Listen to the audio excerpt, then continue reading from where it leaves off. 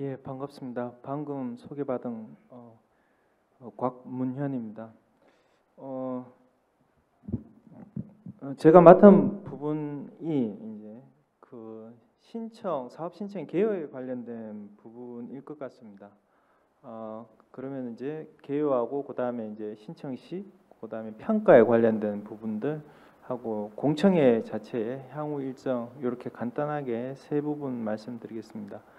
먼저 말씀 시작하기 전에 실제 앞서 이제 그 현장 적용 분야의 기획 의도에 대해서 취지에 대해서 좀 말씀을 해주셨는데, 실질적으로 이제 3년 과정에 1년에 약 1억 정도, 1억 전후의 금액이 투입되는 기술 범위이긴 하지만은 저희들이 기술 수준에 관련된 부분들이나 과제 중복에 관련된 부분들은 평가나 때 다른 일반 R&D하고 똑같이 한다는 말씀을 좀 드리겠습니다. 그래서 너무 간단하거나 그런 애로사항, 간단한 애로사항을 해결이라든가 이런 부분들은 아니고요. 실제 이제 공장에서 현장에 적용한 정말 필요한 기술의 이제 문제점을 해결하는 그런 부분들로 좀 이해를 해주셨으면 이제 좋겠습니다.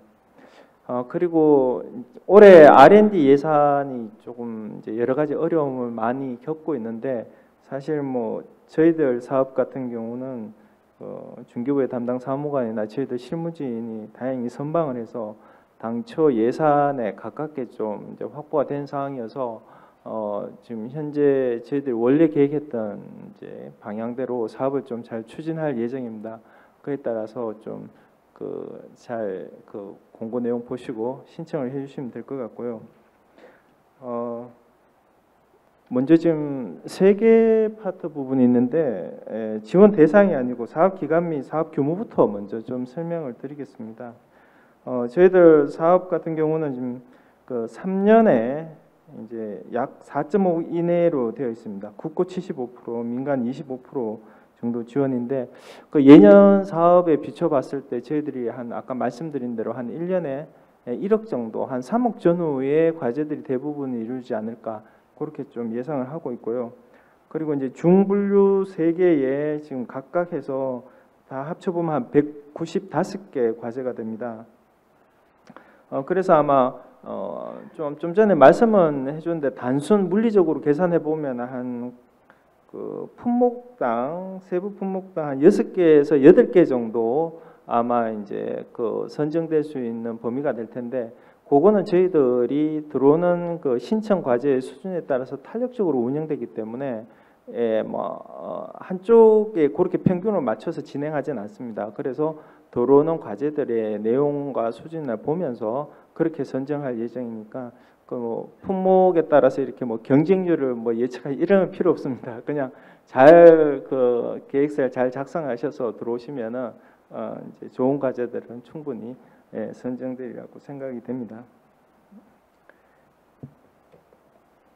그리고 지원의 형태는 지금 품목 지정형으로 되어 있습니다. 그래서 이제 아까도 조금 전에 말씀하셨는데, 품목이 과연 내가 신청한 이 품목에 맞느냐 틀리냐 이 부분들은 저희들 평가 시에 좀 확인할 예정입니다. 하지만 보시면은 품목의 범위 부분들이 상당히 좀 이제 러프하게 되어 있기 때문에 아마 신청하시는데 그렇게 크게 어려움 없으시라 생각이 되고, 그리고 이제 우선 개발하는 기술의 가장 중요한 부분이 뭐냐에 따라서 선택해 주시면 되고, 정 안 되시면은 신청 기간에 저희들 관련된 내용을 문의하시면 됩니다.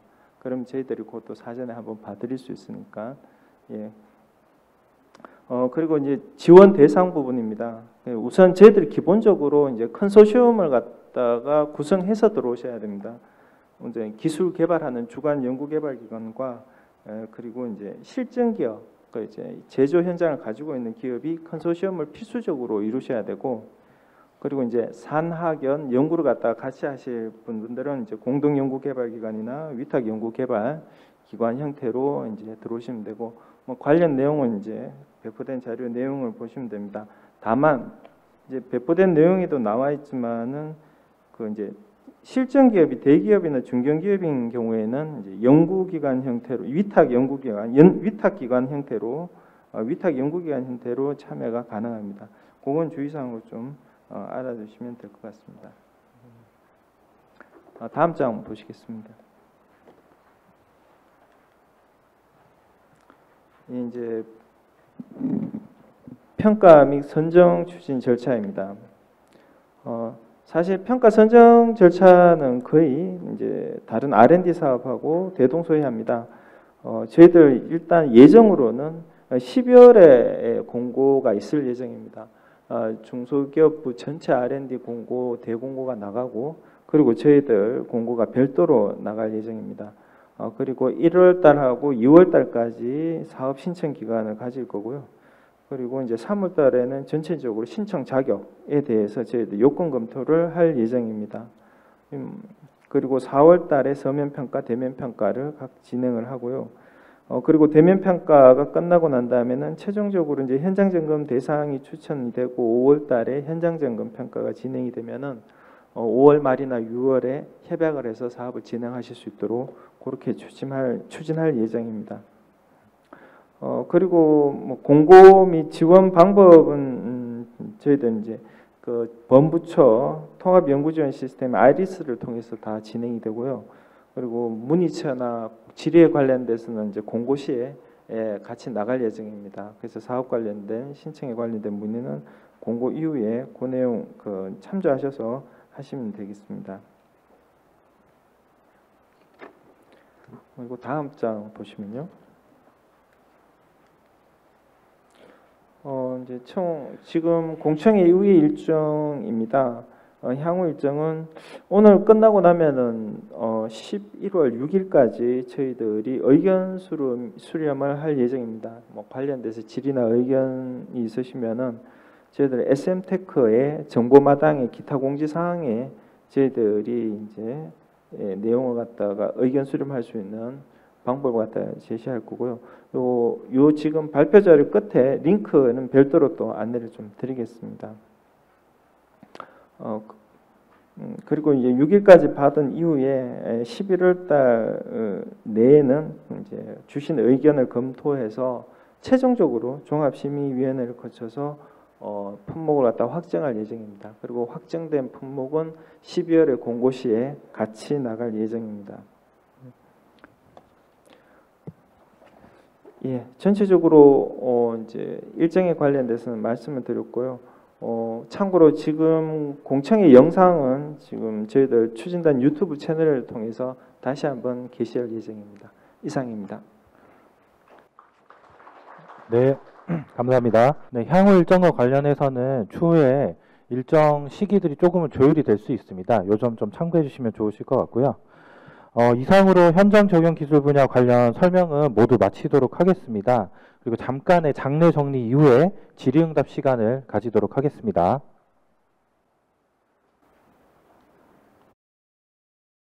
지금부터 스마트 제조신 기술 개발 사업 현장 적용 분야 관련 질의응답을 진행하도록 하겠습니다. 질의응답은 공청회에 참석해 주신 분들 기준으로 해서 거수를 통해서 진행을 하도록 하겠습니다.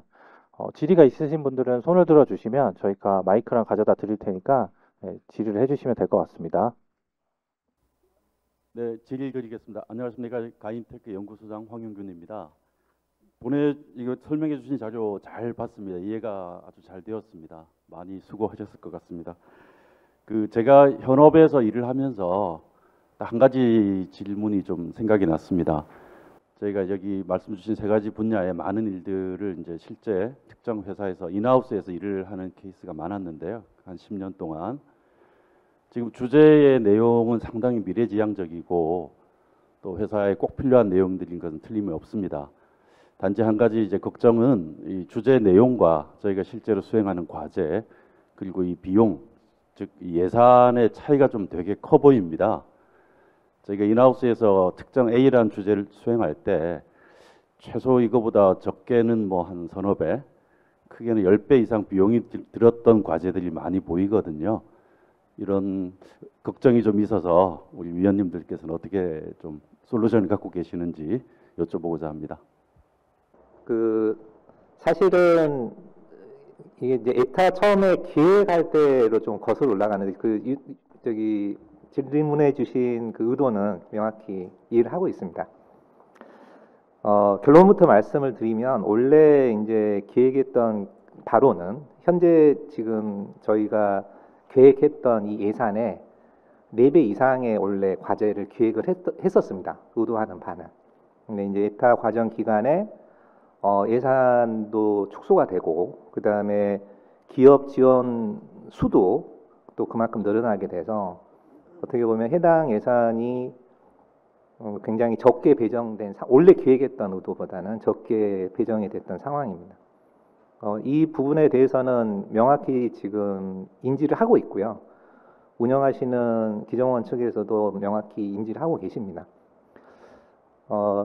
하지만 원래 저희가 생각했던 진짜 현장에서 쓰이고자 하는 기술 개발에 대해서는 보다 많은 예산을 배정을 해서 이게 R&D로 수행을 되게끔 그렇게 가야 맞지만 이게 결론적으로는 지금 이렇게 예산이 배정이 됐고 현재 배정된 예산 내에서 R&D를 수행을 하실 수 있도록 그렇게 제안을 해주시기를 바라는 현재 상황입니다.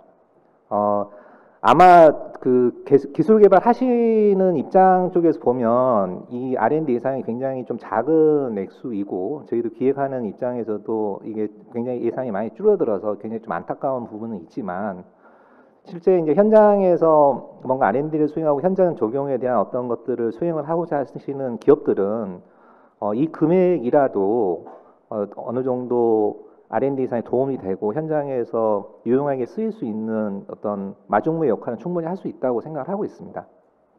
이 부분들은 뭐 본 사업은 아니지만 중소기술정보진흥원 측에서도 해당 사업의 연계 사업, 이 사업이 아닌 다른 연계 사업들로 해서 또 기획을 준비하고 있는 걸로 알고 있습니다. 이런 것들로 조금 이해를 해주시고 그리고 보다 많은 제안을 해주시고 하면 이런 것들이 모여서 그 차기 사업들의 기획이라든지 이런 쪽에도 좀 유용하게 좀 쓰일 거라고 생각을 하고 있습니다. 예, 그렇게 좀 답변이 됐으면 좋겠습니다. 예. 네, 또 추가 질의 부탁드리도록 하겠습니다. 네, 8VT의 장숙현 수석이라고 합니다. 저희는 지금 스마트 제조혁신 쪽에 그 과제를 진행하고 있습니다.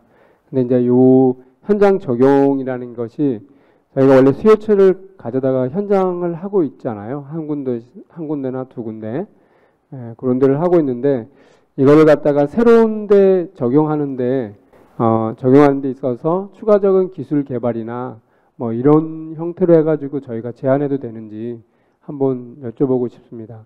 이게 이제 하다 보니까 추가적인 사항들이 좀 많이 발생을 하고 그 다음에 그걸 또 이제 회사 자체 자금으로도 이제 생각을 하고 있기는 한데 근데 그것만 가지고도 또 안 될 수 있는 사항들이 있어서 만약에 지금 요 과제에 어플라이를 해가지고 저희가 추가적인 개발을 갖다가 더 해서 현장 적용도 가능한지 아니면은 이것이 그냥 동일한 업종이 아닌 다른 업종이죠. 다른 업종에 어떤 현장 적용을 해야 되는 것인지 그런 거에 관련해 가지고 좀 이야기를 해주시면 좋을 것 같습니다.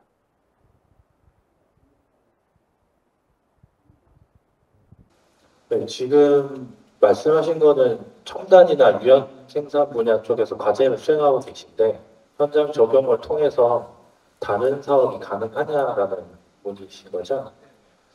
원칙적으로는 저희가 사업을 기획할 당시에는 첨단 제조랑 유연 생산 분야는 선도기술 분야 쪽이었고요. 현장 적용 분야는 조금 확산을 할 수 있는 R&D. 그러니까 앞단에는 첨단 기반 기술들, 원천 기술들이 좀 더 과중이 있다고 하면 이 뒷단의 현장 적용 분야는 실제로 기업 현장에 적용할 수 있는 그래서 저희가 중소기업, 중기부가 좀 주도하는 사업 형태라고 봐주시면 될 것 같고요. 단순하게 첨단 제조 유연 생산에서 개발한 기술을 업종이 다른 아니면 다른 공장에 적용하는 형태의 기술 개발 사업은 좀 지양하는 게 맞으실 것 같고요. 그게 아니라 개발하는 과정 중에서 파생되는 기술들이 뭐 안전이라든지 뭐 지식, 경험 지식의 뭐 디지털화라든지 이런 저희 사업 카테고리와 맞는 분야에서 좀 기술 개발이 필요하다라는 거는 지원이 가능하실 것 같습니다. 그러니까 사업 기획 취지를 보시면 첨단 유연 현장 분야가 왜 기획이 됐고 그 맞게끔 저희가 지원하도록 품목을 도출했기 때문에 그 취지에 맞게끔 지원하시면 될 것 같습니다. 네, 혹시 다음 질문. 네. 안녕하세요. 저는 리얼라이저블이라는 회사의 대표 원동명이라고 합니다. 여기 계신 분들은 다 선배 회사분들 같고 저희는 사실 청년창업사관학교로 지금 13기 같이 하고 있는 신생 스타트업이에요. 근데 질문 두 가지를 드리고 싶습니다. 첫 번째로는 기존의 R&D 사업에 참여한 이력이 없더라도 처음 R&D 사업으로 진행하는 사업을 저희 아이디어로 같이 지원을 해도 되는 건지, 그리고 했을 때 가능성이 있을지 또는 기존에 레퍼런스가 없다는 불이익이 있을지가 궁금하고요. 그리고 두 번째 질문은 혹시 스마트 팩토리라는 그 기술이 부족해서 현장에 도입이 안 된다는 생각은 하진 않는데 이 기술을 더 확산하기 위한 방법으로 스마트 팩토리라는 프레임이 아니라 뭐 프롭테크나 또는 다른 사업의 모델로 이 확산 사업을 접근을 해서 아이디어를 제출해도 되는지 그게 궁금합니다. 일단 저희는 중소기업이시면 지원은 다 가능하세요. 창업기업이시던 스타트업 기업이시던 지원은 다 가능하신데요.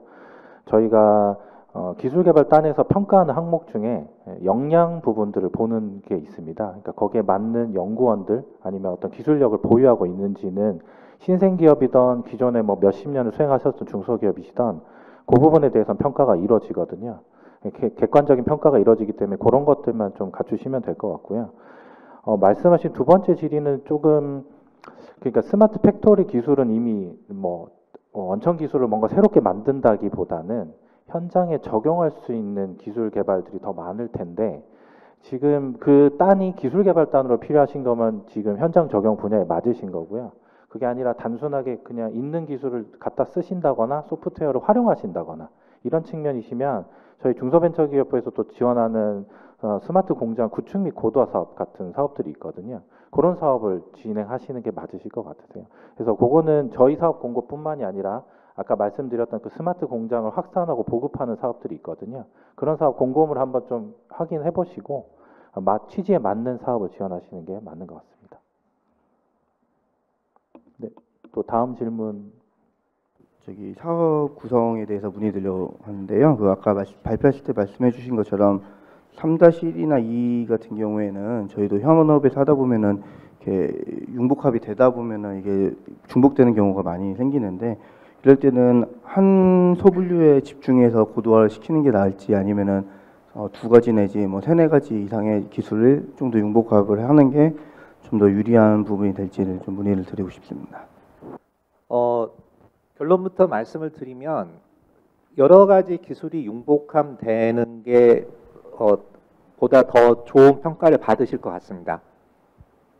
그리고 이게 분류 간의 중복 지원이 안 되기 때문에 소분류는 하나하나 품목을 정하셔야 되고요. 이게 이제 중복 지원의 문제로 하기 때문에 하나를 지원을 하셔야 된다는 것 때문에 말씀을 드리는 거고, 다양한 분야가 융합되는 것은 당연히 더 좋은 평가를 받으실 거고, 이제 하지만 그 기술이 어느 소분류 항목에 더 집중이 돼 있는가만 판단을 하셔서 지원을 하시면 아마 평가위원들이 그런 거를 더 긍정적으로 평가를 하리라고 예상을 하고 있습니다. 네, 또 다음 질문 있으십니까? 예, 질문 좀 드리겠습니다. 이번 사업이 그 일반 R&D 과제처럼 경상 기술료가 있는지가 좀 궁금하고요. 그리고 또 공급 기업별로 접수에 제한이 있는지도 좀 궁금하고요. 그리고 아까 장표를 보니까 민간 부담금이 이제 25%로 나와 있는데 거기에서 현물과 현금의 혹시 비율이 현재 정해진 게 있는지 좀 궁금합니다. 네, 이 부분은 일단 저희는 경상기술료, 정액기술료는 지금 기술료로 다 통합이 됐고요. 기술료에 해당하는 사업이 맞습니다. 그러니까 기술료 해당 사업이라고 생각해 주시면 될 것 같고요. 두 번째, 공급 기업에 제한이 있냐고 여쭤보셨잖아요.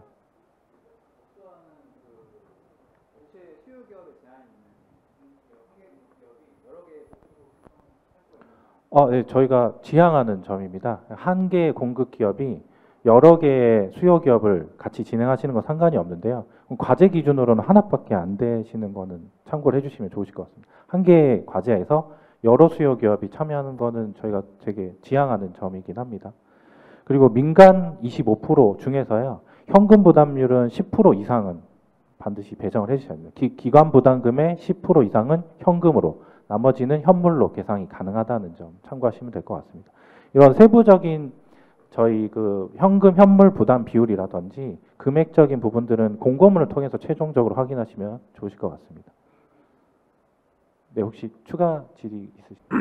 저는 수요기업 관련해서 하나만 여쭤보려고 합니다. 그러니까 지금 RFP에 제시된 그 세부 품목 중에서 실제로 하드웨어나 소프트웨어적인 대부분들은 특정한 어떤 업종, 수요 업종의 타겟을 맞춰서 이렇게 진행을 하면 되는데, 암호화나 보안기술 같은 경우에는 이게 특정 업종을 수요 업체로 끌고 들어오기가 되게 어려운 부분이거든요. 왜냐하면 그 회사 자체에 혜택을 주는 게 아니라 그 회사에서 최종적으로 생산된 데이터들을 활용하는 분야다 보니까 실제로 이거를 원래 수요기업이라는 입장에서는 그 기업에 좀 혜택을 주고 그 기업이 원하는 어떤 기술 개발을 해줘야 되는 게 주된 목적일 가능성이 큰데, 이게 일부 RFP 중에서는 그 수요기업에 실질적인 혜택을 주지 못하는 세부 품목이 한두 개 정도는 좀 보이거든요. 그러니까 왜냐하면 그런 회사를 위해서 이제 수요기업을 좀 소규모 기업을 끌고 오던 이렇게 할 수도 있는 건데, 이제 궁금한 게 첫 번째는 수요기업의 규모가 과제 선정에 영향을 좀 끼칠 수 있느냐,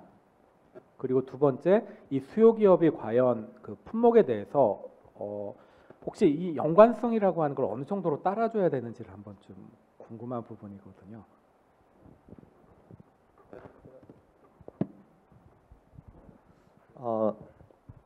그 질문에 대해서 좀 답변이 될지 모르겠는데, 말씀하시는 대로 수요 기업이 제조 기업일 필요는 없습니다. 말씀하신 대로 데이터를 활용하는 기업이 오히려 수요 기업이 될 수도 있고요. 그러니까 보안 기술을 개발하는 게 이제 공급 기업이고, 활용하는 기업이 데이터를 활용하는 기업이 수요 기업이 될 수도 있죠. 이런 경우도 해당이 됩니다.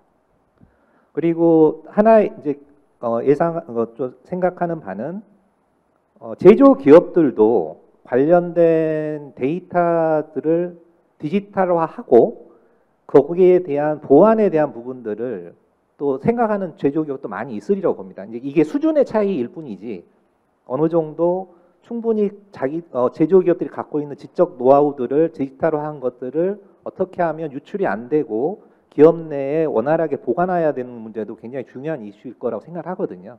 그래서 두 개 다 해당이 된다, 이렇게 말씀을 드리고 싶습니다. 그리고 하나 더 문의하셨던 수요기업 규모는 얘기를 하셨는데요. 이 사업 같은 경우는 저희가 공급 수요 컨소시엄이 필수인 컨셉이 있고요. 수요기업은 좀 공장을 보유하셔야 됩니다. 그러니까 사업 내용 중에 기술 개발을 실증하는 내용들이 반드시 포함되도록 되어 있거든요.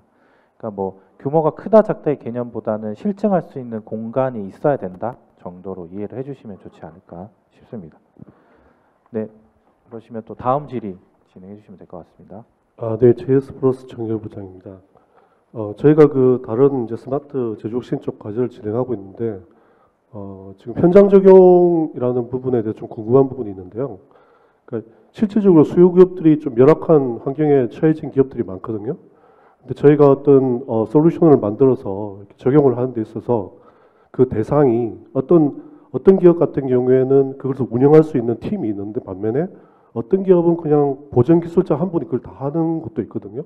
그래서 그 현장 적용을 하는 데 있어서 그 사용자 대상이, 그러니까 어떤 뭐 에디터 툴이나 이런 걸 사용을 해서 쉽게 사용할 수 있는 툴이 있는 반면에 프로그래머가 접근을 해서 모디파이를 해야 될 경우가 있거든요. 그래서 그 현장 적용 기술이라는 게 어느 분야의 범위까지 생각하시는지 그 부분이 좀 궁금합니다. 현장 적용이라는 부분이 워낙 넓지 않습니까? 사실 그 질문하신 의도는 명확히 제가 이해를 하고 있고요. 이게 너무 넓다 보니까 이거를 지금 사업을 지금 기획하고 지금 공고를 하는 입장에서는 그거를 규정하는 게 사실 불가능할 것 같습니다. 왜냐하면 제조 공정도 너무나 천차만별이고 수준도 너무나 틀리고, 어떤 제조 분야들은 디지털화가 잘 되어 있는 분야도 있는 반면에 그렇지 않은 제조 분야는 아예 힘든, 그냥 뭐 엑셀 파일 정리조차도 안 되는 그런 분야도 있지 않겠습니까? 그래서 이거를 지금 말씀하신 의도대로 뭐 규정을 하는 건 불가능할 것 같고요. 이제 사업을 제안하시는 쪽에서 이 해당 분야에 대한 내용들에 맞춰서 그 공급 기업의 R&D를 기획을 하고 하는데 본인들이 어떤 분야에 어떻게 이걸 더 스마트화하겠다라는 식으로 기획을 하셔서 거기에 맞춰서 그냥 소신 있게 지원을 해주시면 될 것 같습니다. 판단은 평가위원들 다수의 평가 전문가분들이 평가를 하실 거고요. 그분들이 그 분야에 맞게끔 그 수준에 맞게끔 올바르게 평가를 하실 거라고 생각하고 있습니다. 네, 또 다음 질의 부탁드리도록 하겠습니다. 그 수요 기업이 혹시 해외 공장이 있으면 그것도 가능한지 한번 여쭈고 싶습니다. 네, 수요기업이 해외 공장이 있으면 저희가 일단은 과제 선정단에 현장을 다 나가 보거든요. 아까도 그 선정 절차 보셨다시피 서면, 대면, 현장 점검 필수인데 그 현장 점검을 저희가 실제로 실증하는 공장 확인하도록 하는 부분들이 있습니다. 그렇기 때문에 그거는 조금 불가능하지 않을까. 저희도 뭐 말씀하신 부분을 좀 고려를 해보긴 하겠지만 해외 공장이 있는 경우는 원칙적으로 좀 불가능하지 않을까 싶습니다.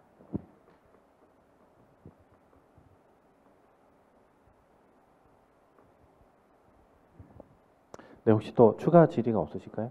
지금 대다수의 질문들이 저희 품목서 상세 내용에 대한 질문도 많으셨고 저희가 지금 사업을 아직 공고를 내지는 않았지만 저희가 22년도에 냈던 공고 기준으로 해서 참여 조건이라든지 이런 거 문의도 좀 많으신 것 같아요. 그래서 저희가 그런 것들은 오늘 질의응답이라든지 저희가 지금 현재 사전 수요 조사를 진행하고 있거든요. 그 수요 조사 안에서 실제로 기업들에 대한 의견도 같이 수렴을 하고 있습니다. 그런 것들을 좀 적어주시면 아까 뭐 그런 내용들 저희가 좀 충분히 고려를 해서 반영할 수 있는 부분들은 최대한 좀 반영을 하도록 할 테니까요. 참고해 주시면 좋으실 것 같고요. 혹시 더 추가 질의가 있으실까요?